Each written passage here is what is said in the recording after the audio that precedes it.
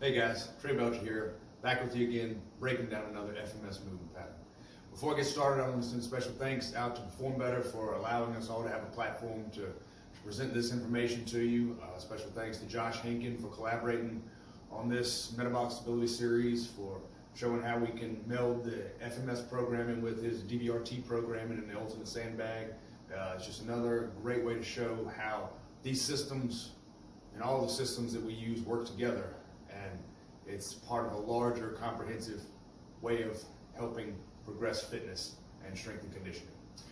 Special thanks, obviously, to Lee and Gray and the FMS crew for allowing me to be a part of it and do the things that we do and go out and teach and try to move fitness along and make everybody better.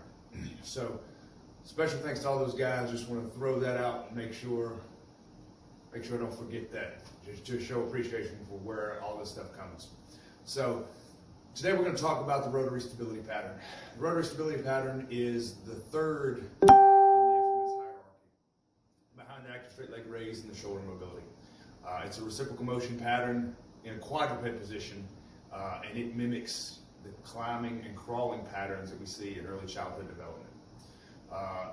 Being in the quadruped position allows us to evaluate hips, core, and shoulder stability all at the same time. It allows us to see reflex stabilization based on a changing environment, because you're going to move a lower body limb and an upper body limb at the same time, and that changes the proprioception, that changes your balance. So how does your core react reflexively? How does it, based on the timing, how do things move? And how does your brain coordinate with your body to be able to control those movements? It's a definite motor control pattern. So using those different pieces in the quadruped position allows us to evaluate all those things at one time. So it's a pretty complex move. Arguably it's the most complex move in the FMS system. It gives people fits. It's fun to kind of watch them try to learn and appreciate their way through that movement. So I'm going to break it down for you.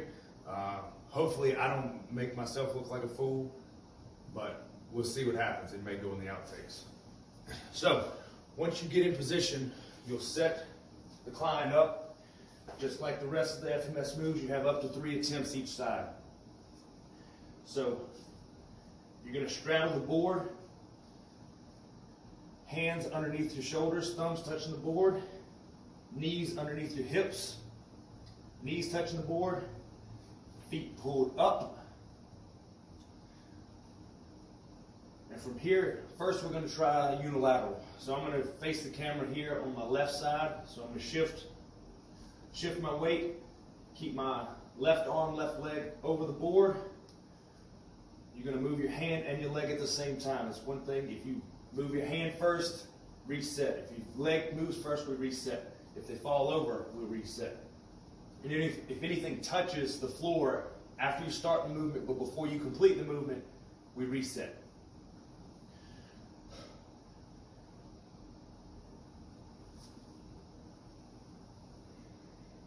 The elbow touches the knee. You don't want the elbow to touch up on the quad. Elbow touches knee. Extend back, back down. So I won't do both sides. We'll test both sides always. And if that will achieve a score of 3. If the client is not able to achieve a score of 3, then we go from a unilateral pattern to a contralateral pattern. So we'll go diagonally. So I'll go left leg, right arm, same thing, extend out. Elbow touches knee right over top of the board. If the elbow does not touch the knee over the board, or if you can't get to the elbow to the knee, it doesn't meet the qualifications for a score of 2. So elbow to knee, assuming nothing touches the board. So I'll do that again, just in a smoother pattern. Elbow to knee over board, back out, and back to the starting position. So once we move through 3 attempts on each, if we always, as always, if you achieve it on the first attempt, you don't have to try the other attempts. If they score 3, great. If they score 2, okay. If they don't meet those qualifications, it's a score of 1. If there's pain, there's always a 0. With this test, there is a pain clearing test. Similar to the child's pose in yoga, the setup is the same, except the feet lay flat. Drop your butt back to your heels. Drop your chest and abs down onto your quads. Extend the arms out. Drop the head. Once in this position, you simply ask, is there pain, yes or no? If it's a positive for pain, refer out to a physician, a physical therapist, someone who can diagnose. No pain, then we're good. So, when testing this position, test left side and right side. And one big thing we want to check for asymmetries. So if you're 1-1, okay, we can progress to correctives. But asymmetries in this pattern is just as important as anything. If they're below standard, we want to make sure the asymmetries are addressed, or hopefully there are no asymmetries. But once we go through the pattern, the clearing test, then we can assign some correctives. So I'm going to take you through a couple correctives here. The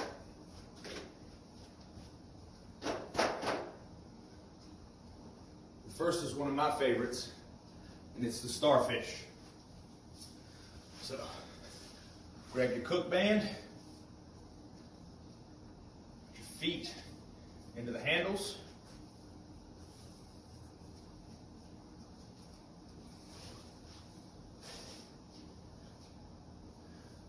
Hands grab the small handles.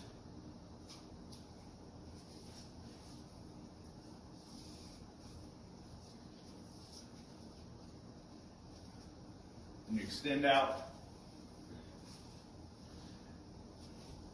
5 points like a starfish. Now from this position, you're going to bring one leg up, flex the knee and the hip, and externally rotate. And from this position, you're going to kick across. Now you want to make sure you keep that structural integrity through the core. So you do not want to rotate the hips. You want to keep the hips and shoulders together. Bring that leg up, kick across, and get to this position. Once you get to the rotated position, you're going to bring that leg back up, and kick across, back to your starting position. Do 2 to 3 reps each side, and you're really going to feel that stability through the core. Secondly, the get up. We all know the get up, also known as the Turkish get up, and we can break this position down to quarter get ups, half get ups, but I'm going to take you through the full get up position. So, with the correctives, we're going to start with no weight. We don't want to load a dysfunctional pattern. So, no weight, just a fist. Get in your start position. Same side knee, same side arm is up. Rotate up. Drive the hand down, drive the hips up. Pause here for just a second and gain that stability through the core. Rotate through into our lunge position or half kneeling position. Stand, reverse the process. Back down, hand, hip up, drive through, back to the butt, rotate through, and down. 2 to 3 reps each side on that, guys, and that's a good start to help progress you through the rotary stability pattern. Now, in the coming weeks, there are going to be some changes to the rotary stability pattern. Not prepared to give anything away, just be on the lookout in the coming days and weeks on functionalmovement.com, Functional Movement on social media, and you're going to get plenty of information on what the changes are to help hopefully streamline the pattern and make things a little bit easier on all of us and make things a little bit better for our clients. So again, I'm Trey Belcher, breaking down FMS movement patterns. Thank you all for watching and your comments, feedback. It helps make me better, helps make us all better. So follow me on social media at Trey Belcher Training, and remember, move well and move often. So what you're going to see in the following series is that we got physical therapist Jessica Bento to come help us, break down some drills that can definitely have great carryover and build you up into your rotary stability training. As sort of, Trey laid out, it's one of the more complex patterns because you need to have this reflexive control of the body, which, again, how do you then teach people that don't have it how to be reflexive? So what you're going to really see what Jessica ends up teaching us is how we're going to use tools and load to give feedback to the body to help people understand how to control their bodies and how to resist unwanted movement, which is basically the foundation of stability training. So, when you go through the progressions as she lays out, be very mindful of the cues that she's giving you because they are how we are going to teach the body how to control itself so then we can build into more reflexive patterns as Trey laid out. You're going to find that, there's so many layers you can build off of every movement, but she's going to give you some great foundations to work from. When she gets into more complex patterns like leg threading, one of the great things about leg threading is that we can take the concepts of the get up that people are so used to with the weight overhead, but is a limiting factor because if you don't have good stability, you're going to have problems with how holding weight overhead, and we can bring that down into a leverage position on the shoulder. And having the weight upon the shoulder gives us this great dynamic side plank action. And a little bit of weight goes a long way, so you're going to find that out as you go through the pattern.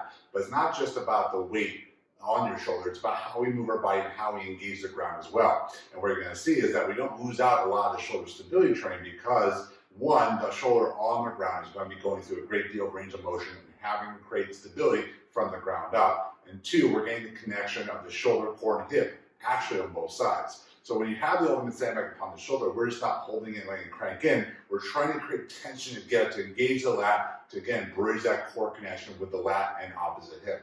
So when you go through this, again, don't just see drills. Listen to what Jessica breaks down.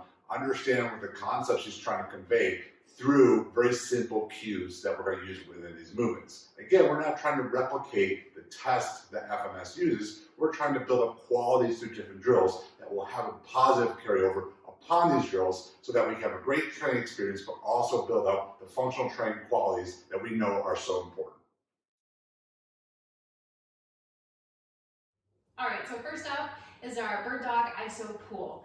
And I've got 2 ValSlides under each foot. And I really want you guys to focus on pushing down in that ball of foot. So hand and foot contact is key here. Your ultimate sandbag is going to be set up right around your knees. You're going to get in that nice 4-point position. Again, I'm really focused on that grip. So I'm gripping the ground. I've got the ball of foot digging into each of those ValSlides. And again, this is an iso pull, so the bag is not going to move. As I go ahead and apply some tension on that right handle, I'm not moving the bag, I'm just doing an isometric pull. That left leg is going to come out. Nice and slow back in, placing the hand back down. Again, so you can see better on this side. Going to perform that iso pull on the left, nice and slow as I push that right leg out, slow as I come back in. Now, you really want to be able to keep that pelvis quiet. You don't want it moving around. You want to make sure that that bag is close enough to your body that you get that lat engagement. If it's too far out in front, you're going to lose that connection. So again, when you're thinking about this iso pull bird dog, you really want grip, you want the ball of foot pushing in the ground, you want it nice and slow and controlled. Really focus on the movement. All right, so going into our ultimate sandbag bird dog. I've removed the ValSlides. This one is going to be a little bit more challenging because the bag is going to move, but you're still thinking about all those points of contact. So you've got the hand, the foot, you're keeping that pelvis nice and still, but this time we're going to see some movement with that ultimate sandbag. So kind of the same setup against the knees. You're going to start off to the side, so about that handle, it's about in the mid of that thigh there. getting into that nice 4-point position. I've got ball of foot, each hand gripping the ground. So this is a lot of timing.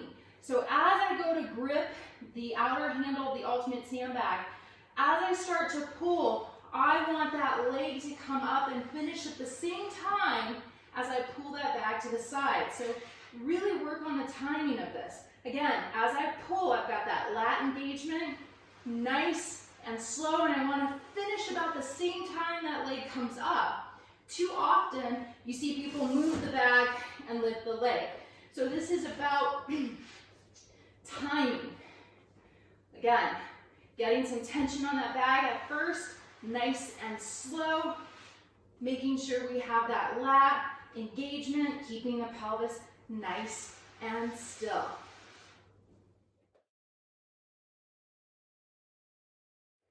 All right, with our ultimate sandbag leg threading, we're really going to focus on the tension that we apply through the shoulder, through that ultimate sandbag, really getting that lateral side to kick in. So making sure you've got good grip and you're really pulling the bag down and into that shoulder. Again, we're focused on the points of contact here, thinking about the grip into the ground as well as the foot contact as we did with the bird dogs. So as we bridge up, thinking about really gripping the ground, we're gonna thread that leg through, really making sure we have tension applied on the ultimate sandbag, bringing it back through, nice and slow back down. So again, it's about timing and really slow, controlled movement, focusing on the grip and the points of contact. As you come up into that bridge, thread the leg through. Again, I'm really focused on making sure that that elbow is not flaring up. I've got it tucked down and into my side, threading that leg back through and down.